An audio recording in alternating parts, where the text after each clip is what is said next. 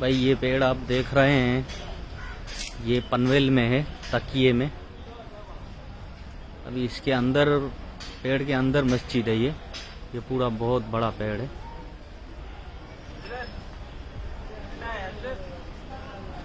ये बहुत बड़ा पेड़ है।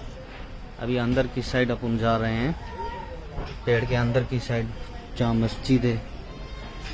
ये रहा जाने का रास्ता, ये अंदर जाने का रास्ता है। ये अभी ये अपन अंदर की साइड जा रहे हैं। ये काबे की निशानी है, डोरी।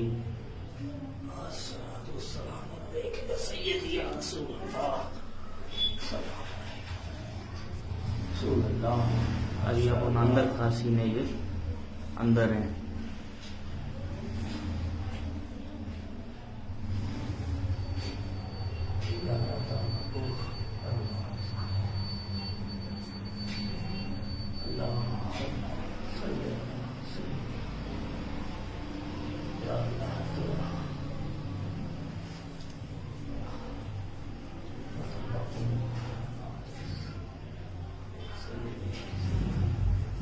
बाहर निकल रहे हैं।